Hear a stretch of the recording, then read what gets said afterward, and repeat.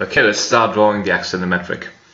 So we got the plane, the planar view, the section, and it's time to mix them together and get a 3D representation, a technical representation of our pavilion. And we can finally see that barrel vault, because I'm sure you are probably wondering how does this barrel vault look? Why does that section through the barrel vault look like that? Like how it's cutting through the middle, and so on. Okay, so for every axonometric, I recommend you start with the base. So you start with the rectangle that forms the base, and then you go up. Okay, so we are measuring the heights from our section, and we are going to measure the dimensions, the widths from our planar view. Okay. Let me just move that a bit. Yeah, drawing is about hustling sometimes. You really need to put in the effort, so you you keep things moving forward. Okay, if you build this work momentum, things are going to naturally be moving forward, and that could be just good news for you. Okay, so let's keep in mind we've got that outline. We got some you could call them windows on the sides that we'd be best off copying just like that with a piece of paper. Right, let's draw the vertical lines now, and slow but steady start constructing everything. Okay, good. Yeah, so you can just get the dimensions from the planar view and section, and you are where you need to be. The thing is, you will have a lot of detailing to add, and oops, I've just realized that I messed up. The windows are inverted there. Okay, so you basically got a window down the middle, and then two little columns, and then another two windows. Okay, so it's I made a mistake, I'm correcting it, and everything is fine. Okay, it just goes to show again that to understand the volume, to fully emerge in it, you need to draw it in multiple types of drawings. Okay, section, facade, axonometric, perspective. Okay, it gets in your mind. Build a model of it, a physical model, etc. But we are talking about architectural drawing for now. We will be making conceptual models later. Okay, for now it's just about drawing. Okay, so let's see. We got those points there, and it's time to measure around. Okay, to build that outer perimeter wall, let's say, and then we'll probably go for the barrel vault. Okay, don't forget, on the right hand side we will have a half cylinder. In our section it has a cast shadow from the basically the way light is going to fall from those columns. Okay, good. Now we're drawing the planar view.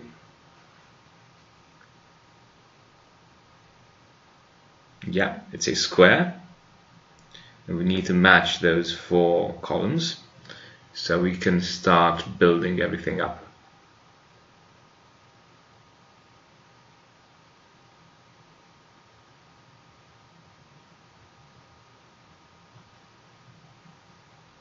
Yeah, all the vertical lines from one go.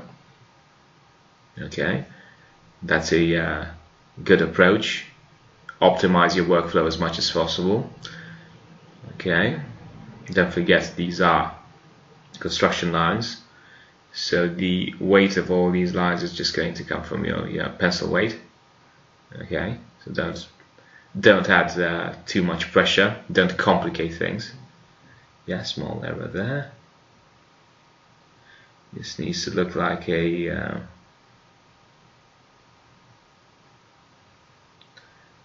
square in the planar view. Right. Okay, next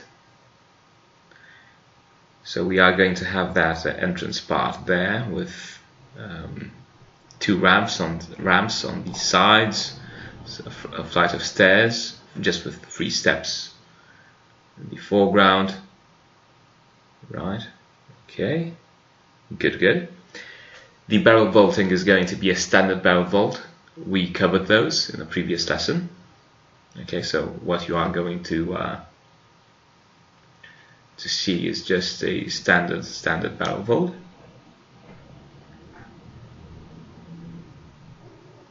Okay.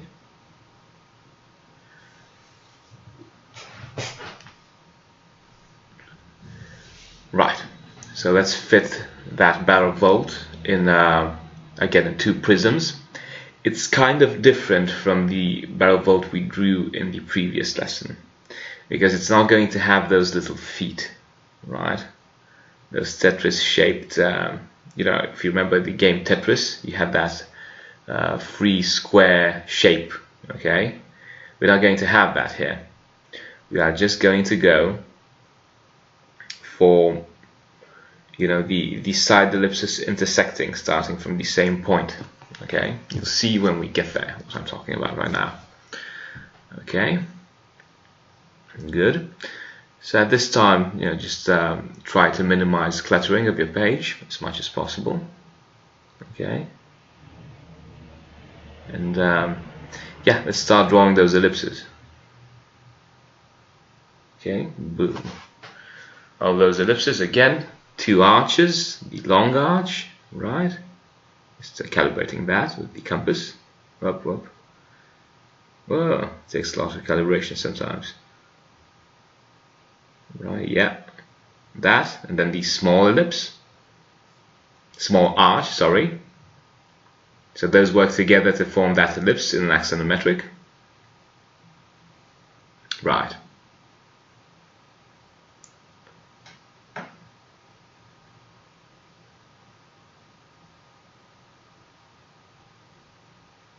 Okay, the same technique on the right, and we'll do this 3 more times. Okay, the same ellipse we did first time, we'll do it now, and on the back faces. Okay, it's really good to construct everything, to get used to this way of seeing things. Okay, because it's not just you yeah, drawing pretty pictures, it's you mentally breaking down and understanding volumes. Okay, it's much more sophisticated. Right, let's start constructing. You'll see there's a lot of overlap there. There's going to be a lot of lines that just overlap naturally because of the way the isometric axo works. You just get a lot of overlap. Okay, good.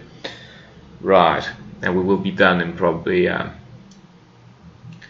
close to 10 minutes with this barrel vault, and we can jump to the other part. Obviously, this is a technical drawing.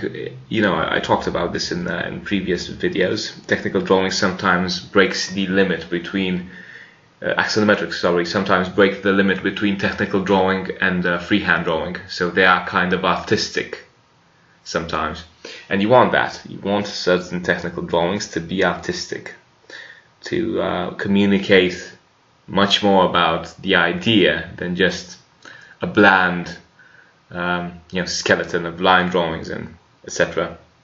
Depends on the context. Some descriptive geometry assignments, if you add too much hatching, if you add hatching at all, that hatching distracts attention from the main goal, which is to create a volume, right, a correct solution to a descriptive geometry assignment. But for this, well, the solution is obvious. So we need to make it look artistic, make it look like it's a object that's right in front of us. Right. So more lines there, and we are close to finishing the barrel vault and getting on the next part of our lesson. Okay, good. More ellipses. Right. We are not going to go in too much detailing. The perspective is going to have that. We need to do the inner ellipses, by the way, as well, because this barrel vault does have a a thickness to it. So how do you do the inner ellipses? Well, you construct again 4 ellipses, but there's a trick to it. You need to you would be tempted to use some of the previous lines. That's not actually correct. There's a bit of overlap, but you need to construct these side lines again, you know, the construction lines for these ellipses. Okay, good.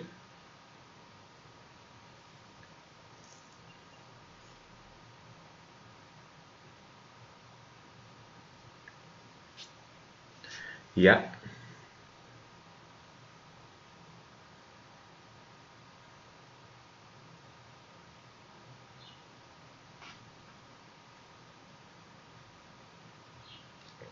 Right, so again, back lines. And again, we will be adding the most detail and emotion in the 1-point perspective, not in the axonometric. Okay, let's carry on. Yeah, it's kind of complicated, you know. If you feel overwhelmed, just pause the video, just go, you know, take a short break, go for a walk, anything that would change your mood a bit, you know, towards something more receptive towards learning, because sometimes drawing can come across as intimidating because it's too complex. Right, that thing is going to happen from time to time. Okay, 1 second. Yeah. Right, so we've got ellipses there again.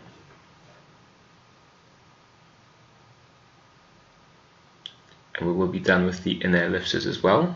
We can move on to thickening these lines maybe, and doing those, you know, if you remember those crazy custom ellipses we were so used to doing. Okay, good. Intersecting the top lines. Yeah, minimum there. Okay. Intersecting the 45-degree lines as well. We are going to get a custom ellipse going all the way through.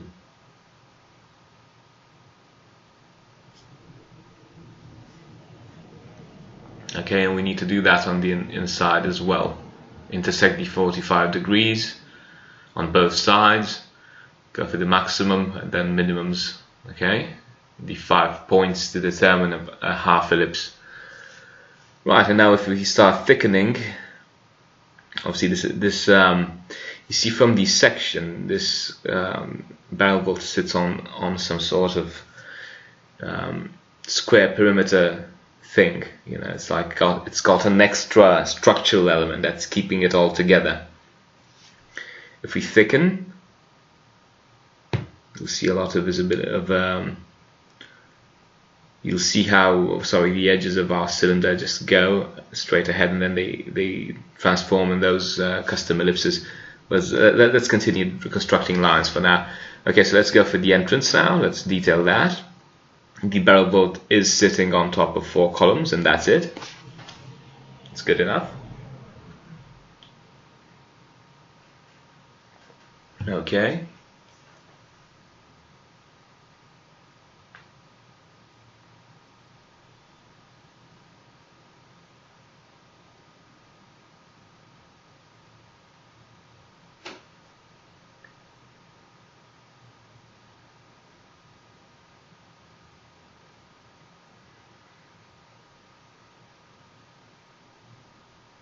Right, so it's just a matter of understanding how to correlate a top view, a planar view with a section. Really linear, kind of simple. It is going to have a bit more, let's say, complications when we start going for the final lines, because you'll have a lot of back lines and back edges that need to be seen. Obviously it's drawing, so if you don't really need those back edges, you don't really have to draw them. It's good because it shows a lot of information. You can tell that planar view looks very good with those different line types, and you can tell that the author really thought of how this drawing is supposed to look. It's not an accident, it's not something that's subjective. but that takes more time. And sometimes when you don't have that extra time, leave the construction lines and don't thicken the back lines. Just leave them like that, don't thicken them. Just thicken the lines that you see, and that's it. Sorry, don't thicken them. Don't go for the dashed lines for the back edges. Leave that for if you don't have the time to finish your assignment. Because it's enough. You have the construction lines. Somebody looking at this is going to get the feel that you understood the volume. Okay, that's really important to make it clear through the way you draw that you understand the volume. That it's not just a flat image, but it's a volume. Okay, so I'm drawing the steps right now and the side ramps. Okay, and those triangles as well. They're like triangular prisms. And a bit of thickening of the lines to get a bit of clarity. Other than that, everything is spot on, let's say. Okay. Again, vertical lines. Feel free to thicken some of the lines if you have too many lines on your page. Ideally, thicken all of them in one go at the end. Okay. Let's see these steps. Yeah, it's starting to look good. It's starting to look like it's the real deal. It's a real axonometric. Okay. Obviously, we are going to draw cast shadows for all of this. Okay, and we are going to make it look graphical, not just settle for it being correct. Correct is the prerequisite of expressive, and there's a cast shadow there in the plane of view. Just goes to show, if you draw something in many types of drawings, you start understanding it more. Okay. So first we draw everything correctly, we construct everything is good, and then we move things forward and make it look really expressive, like it's something that really expresses those qualities that you always appreciate in architecture and in drawing. That clarity, contrast, sensitivity. Okay. One other way of looking at this is we are balancing left brain and right brain right now. We are mostly in left brain logic, okay? Right brain creativity is going to come up next from a perspective. Okay, so I've thickened all those lines. You can see that it's like an X-ray vision. You see the back edges, obviously. You should move the camera a bit up so you get to see everything. Okay, dashed lines for the edges that you don't see. And now we're moving towards the entrance. Okay, we need to detail that, and then we are done. Okay,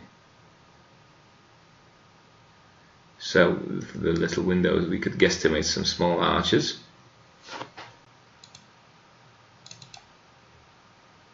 Okay, so now we are doing the side walls and the back edges for those ramps, because some of them you can't basically see in axonometric because they have a volume overlapping on top of them. Remember, when there's two edges overlapping, there's in 100% of cases one that you see and one that you don't see. So when there are two edges overlapping, one is a contour line and one is a dashed line. Okay, side walls with the little windows now. Okay, that's some thicknesses. Right. Good. Moving forward.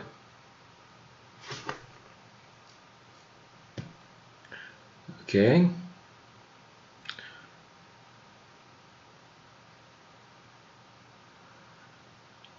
So it's a matter of just thickening the line drawing so we get a visual hierarchy.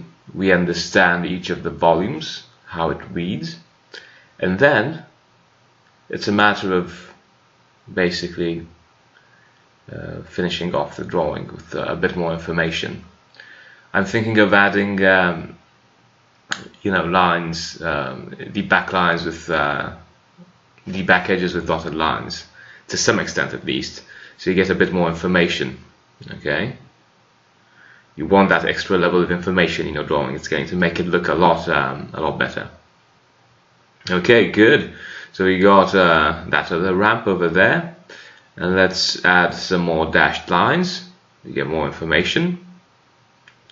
Okay, you can squint your eyes and you can tell when it's time to basically thicken more edges. Okay, good. There's nothing better than seeing a drawing evolve. Okay, good. Yeah, more lines there, and you can see this drawing is starting to build momentum. It's not just a couple of lines anymore. It's not just something vague. It's literally a volume that you see almost in front of you. Okay, that's the magic and beauty of architectural drawing. You create these 2D images which are very they're like they're alive almost. Okay, right. That's one part of drawing. The other part is the changes that happen on the inside because of you creating those images. Okay, how much your inner world changes, let's say. Okay, dashed lines over there as well.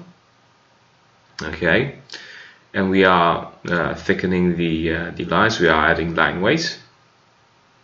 Don't forget, all barrel bolts are symmetrical, so the dashed lines that you get on the left hand side you get on the right hand side as well. Okay, good. For all barrel bolts, there is that part where you've got edges intersecting. I want them to intersect perfectly. Okay, and then the custom ellipse kicks in. Okay, yeah, you can see my face there. Right, so we got that ellipse that looks like a vertical edge because it's the optical illusion of our axonometric drawing, isometric axonometric. And then you go and you have those custom ellipses, and then again just straight edges. Okay, dashed lines because of the back edges. Okay, good. Yeah, this is starting to look really good.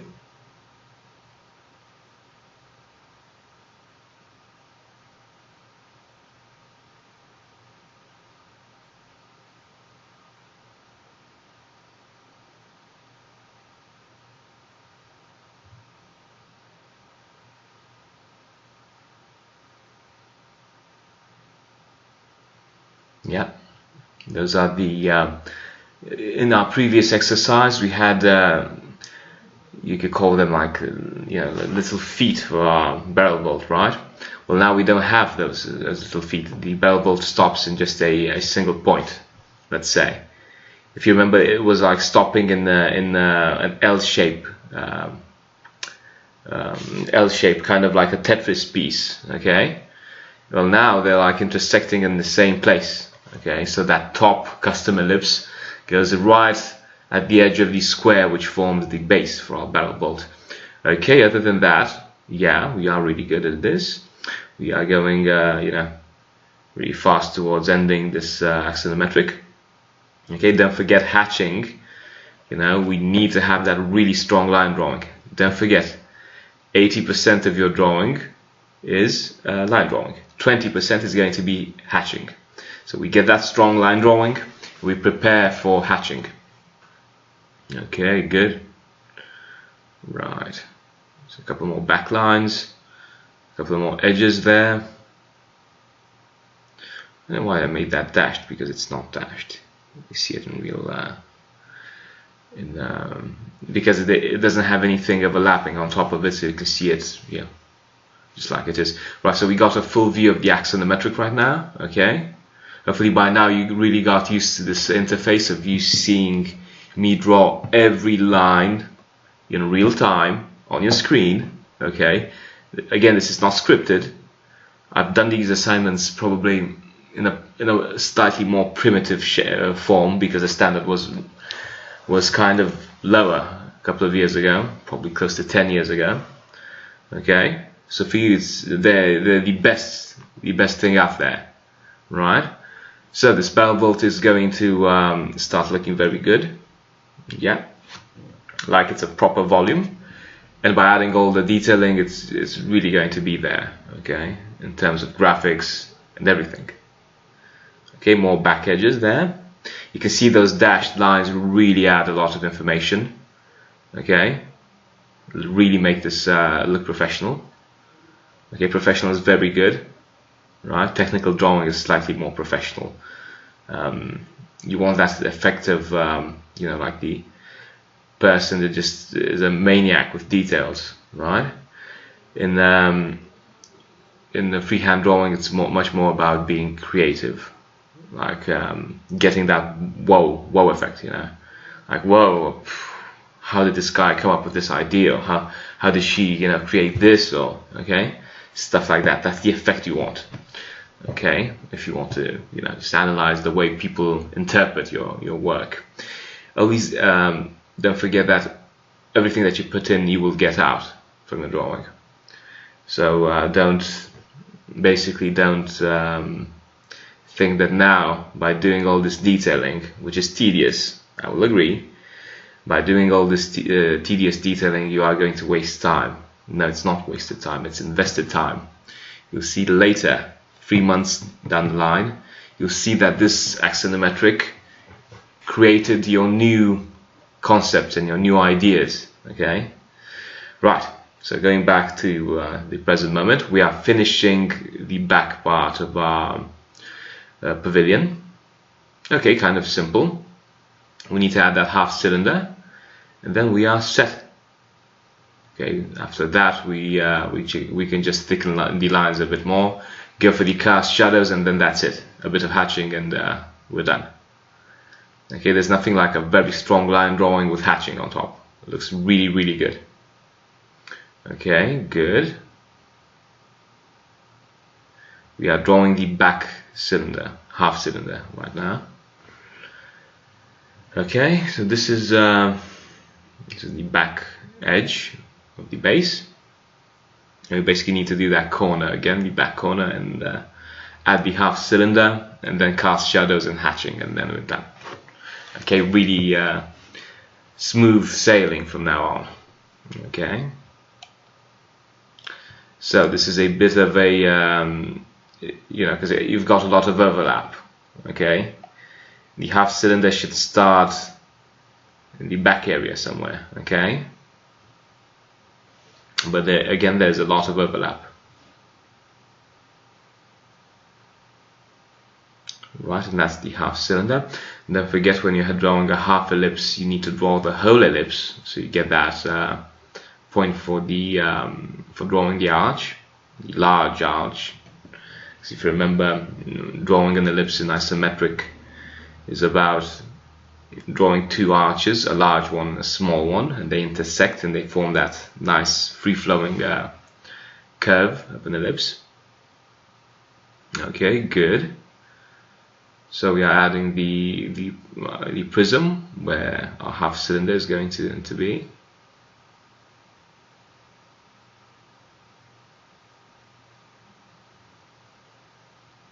Yeah, that's for the small arch. Right, and other than that, we are good. Don't forget to add as much detailing as possible. Again, it might take you a bit more time, it's fine. Try to get to the essence of each of these drawings. That is going to you know, really help you build momentum. Momentum is very important because it gets you you know, evolving fast. You want to evolve and grow. You need to feed that instinct of growth. Okay, there's an edge there that I forgot. This will happen to you from time to time because we need to draw a lot of things. And we need to, you know, juggle a lot of things at once. You will, you know, your mind is going to make small mistakes like this. Like I forgot a line there, or you know, maybe you know, a small shadow in the plane of view or whatever. Right? If that happens, you know, just by focusing on the drawing, you just by focusing on the process of drawing, you will start noticing these ideas, right? These small mistakes For instance, like, you keep drawing and then, oh, I forgot the cast shadow there, I didn't notice it in planar view, I'm seeing it now in axonometric. Okay, time to modify it. Okay, that sort of thinking. It's the jump to theory being applied just in literally getting these drawings done. Okay, if you jump from one type of drawing to another, you will notice more and more subtleties. And you've noticed that architecture is about these subtleties. Alright, quick sip of water. Right. Okay, so more.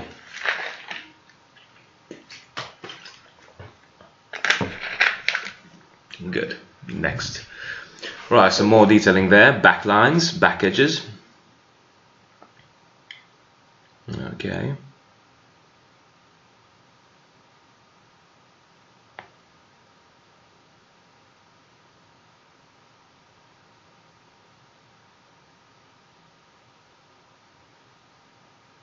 Right. So there's going to be an ellipse there. Yeah, so this pavilion is probably two-thirds done. Okay, we still got the back half cylinder. Okay, the cast shadows and hatching. You'll see hatching is going to be the simplest element, because when you've got a good line drawing, the hatching kind of sorts itself out. Okay, I'm kind of having some trouble there with an optical illusion, because there's those many lines. It's just common sense that you get lost in these lines. Okay, so you need to analyze that part of the drawing again. See, I'm thickening the points for our ellipse. Always in technical drawing, small mistakes are going to creep in, and although I'm a big advocate of having just a bunch of 2B pencils, like the one I'm using there, you might want to switch to a technical drawing, a technical pencil. Okay, the one that's got like the fine lead, because that's going to help you make less mistakes. But I stick to my guns. I got the 2B pencils. I actually got a box of them, and yeah, I use them for everything, because they help me. You basically have that tool that has less, that you got like a decent amount of control over. You don't want to start drawing. This is my theory for technical drawing. You don't want to start drawing with technical pencils, because those are going to make your your line drawing too mechanical. It's going to be less about understanding the volume and more like being a machine. And as I said, the irony is with drawing, you tend to want to be a machine, and that's good to a certain extent. And with computer graphics, you tend to want to make stuff that's like humane, that's sketched, that's drawn. Okay. So on one hand, you on traditional graphics, you want to be like a machine to have that precision, and on computer graphics, you want to be more like the traditional graphics techniques, where you've got that human aspect to your drawing. Okay, don't forget, discipline is good, but you need to make your drawings be, human at the end of the day. Okay, we got that part over there. Good. We need to finish the back cylinder, and then we are done. This a bit of a difficult part here. Okay, let's thicken the lines. Just take a short break. Okay. Short break doesn't mean you don't draw. It means you focus on the repetitive things, those 80% which are the same all the time. Okay, good. Yeah.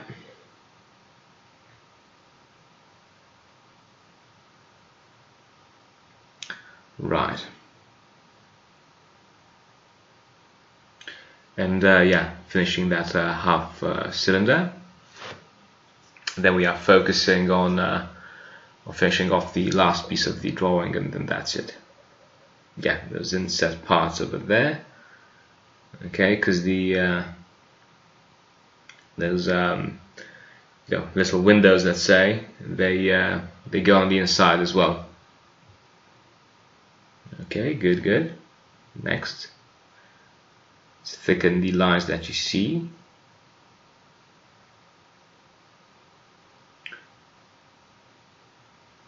Yeah, there was like a little dash there that looked like basically in the basically the back part of your drawing will be like this. You know, it won't have, you know, the cylinder will be separate from the outer walls, right? It's going to have those gaps on both sides.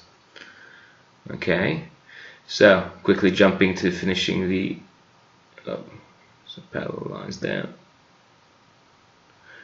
Yeah, small technical drawing error. Right, so finishing the cast shadow, the simple cast shadow.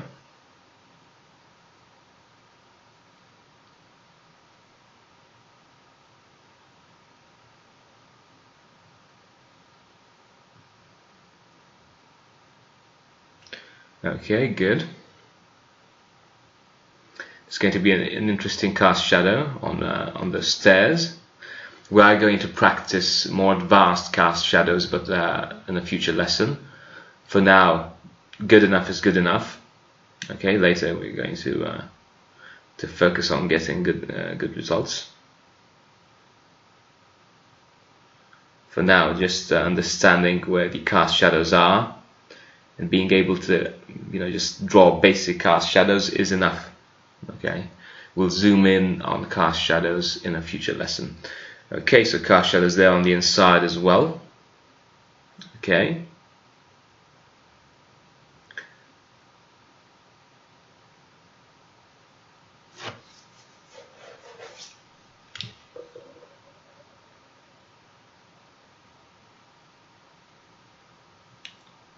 Yeah, there and there. Right. You need to understand how this cast shadow falls on the stairs. The way you do this is by constructing the cast shadow for each level and then drawing a parallel to the initial line. Okay, the line that's parallel to OX. And by drawing these parallels at each level, you know, you then connect them, because that's what we are drawing there is a horizontal line, which is falling basically on different levels. And when you connect two levels, it goes inclined. Okay, it's kind of like a slope. I guess that's why it's like going up, and then it's parallel. Okay, good. We got a cast shadow over there as well. Right, good.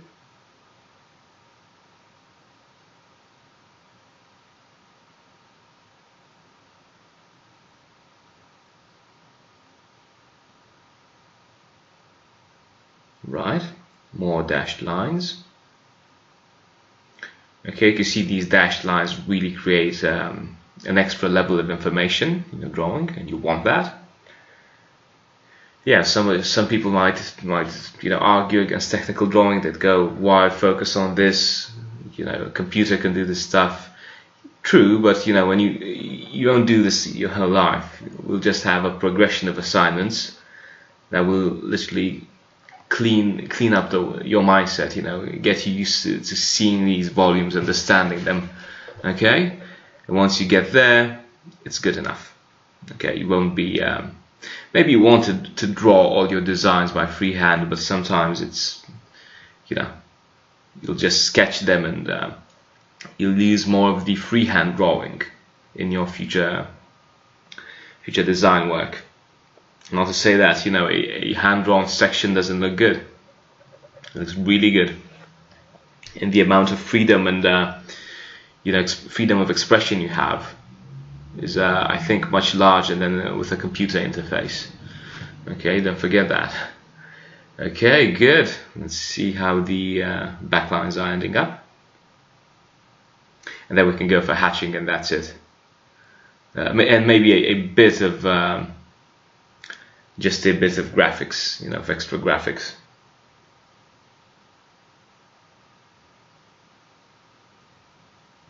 Right, yeah, there's a cast shadow there as well.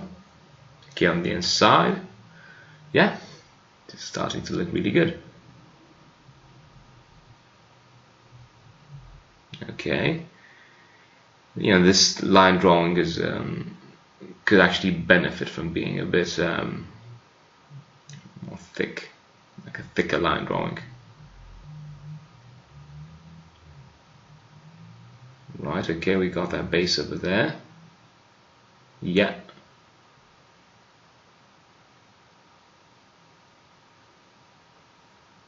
Yeah, dashed lines over there as well because they overlap. Yeah, I'm thickening that by freehand. I recommend you do it with a compass. You draw it with a compass. Okay, good.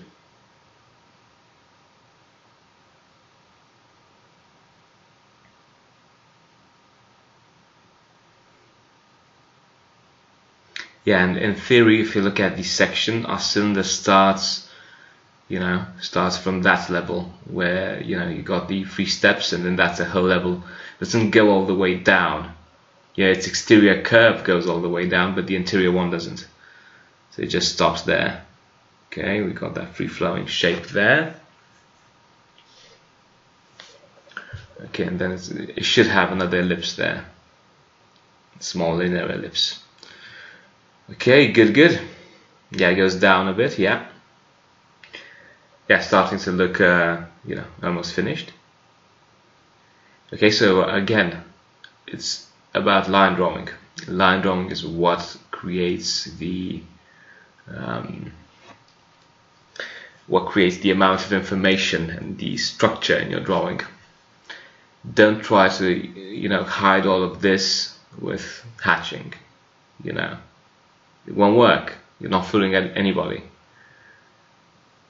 Okay. So we need to thicken those lines again.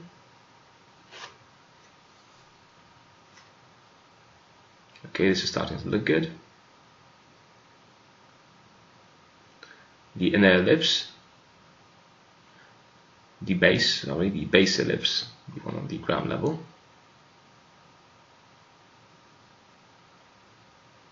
Right.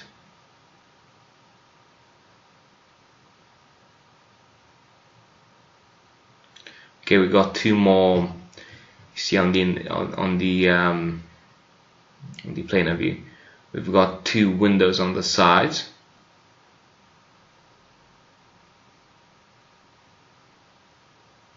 Okay, small little windows, which are going to be similar to the ones on the right hand side. So small ellipse that goes in.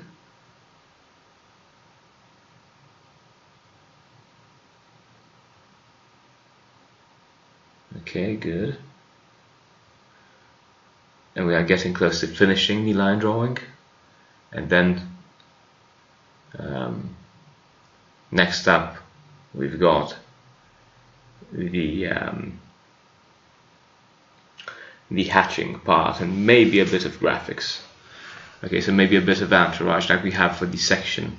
Okay, something extra that would just make it stand out. Okay, good.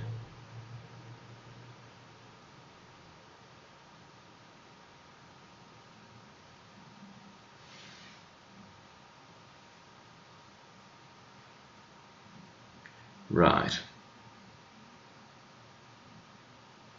So, quick hatching.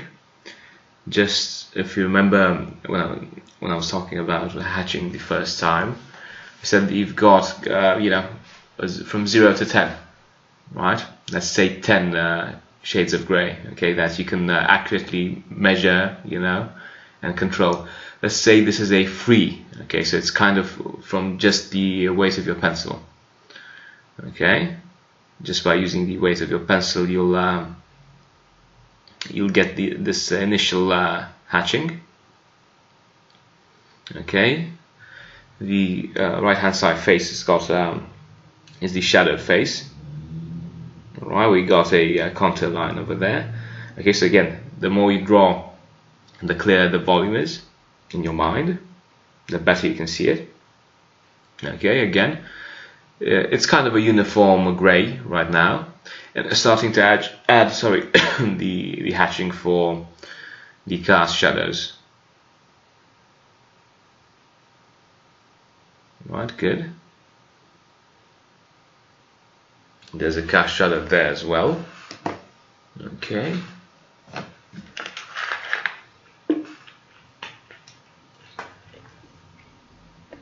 Water.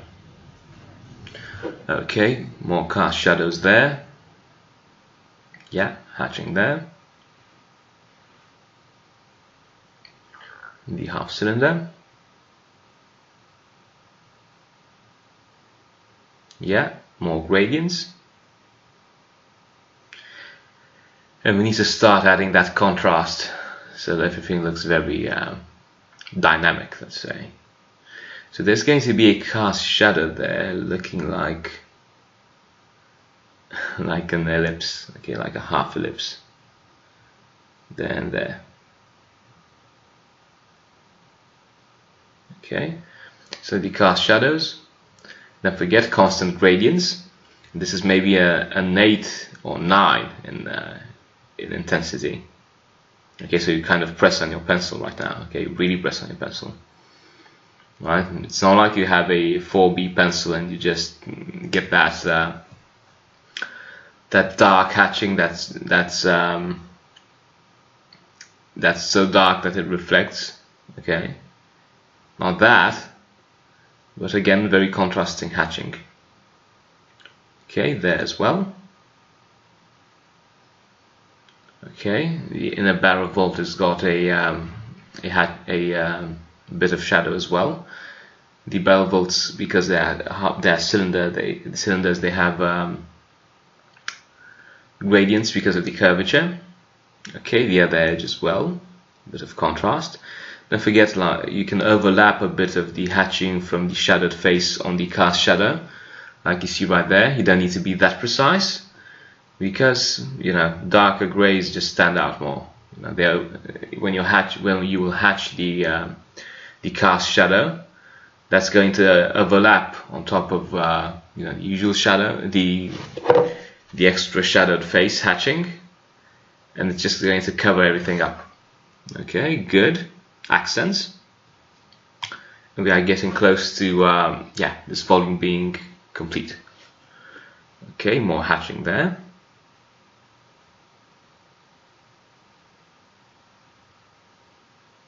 We will probably use a triangle or a ruler to get that thick contour. Okay, good.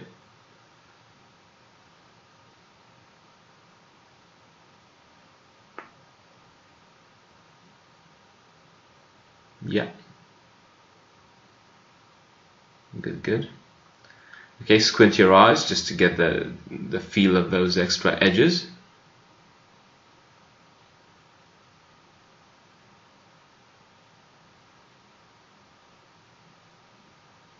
Okay, it's an incline there as well, so you need to have a small gradient.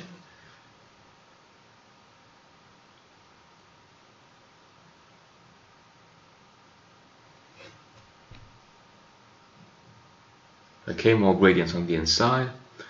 And don't forget, the closer to the ground these cast shadows are, the darker they are. So the shadow on the right hand side needs to be the darkest. Okay, good.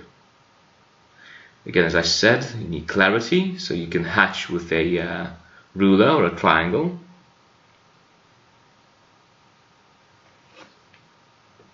Okay, I'm adding that effect of the lighting glare, just the lit faces, reflecting a bit of the sunbeams. Okay, maybe that cylinder's got a cast shadow as well. Let's draw the prism in which it fits, and then we fit the ellipse inside. Okay, simple as that.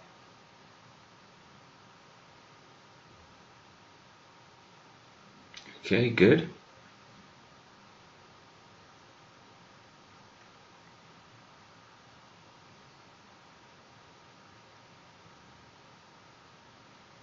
That's going to be the ellipse, and then it goes horizontally. So that's the edge. Then you can hatch that as well, because it's part of the shadow. Okay, it's going to be as dark as the ground shadow, etc.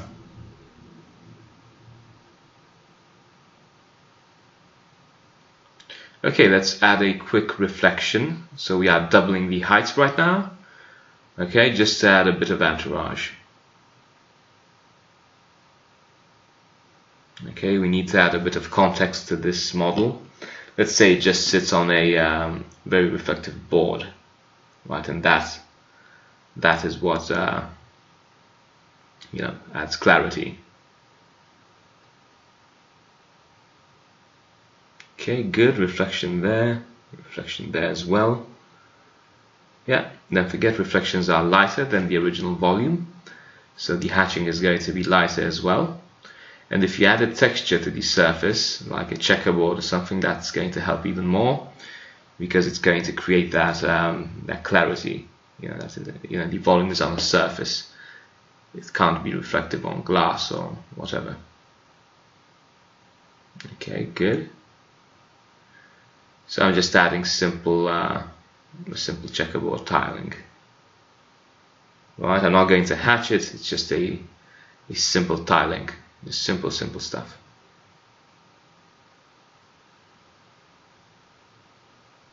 Okay, you see it's already adding a bit of context.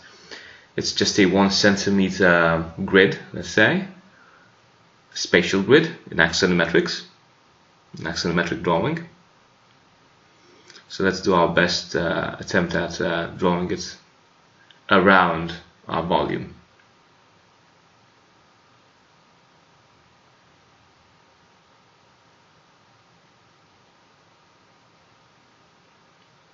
Okay, good.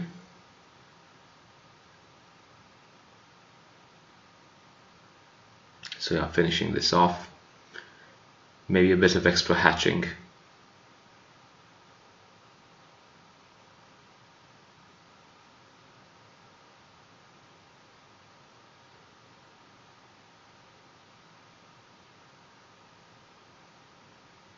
Okay, again increments of 1 centimeter.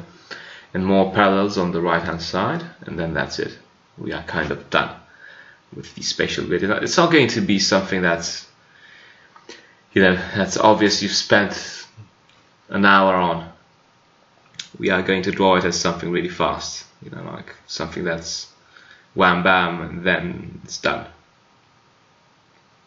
Sometimes you need to make parts of your drawing look spontaneous, even if you thought them through.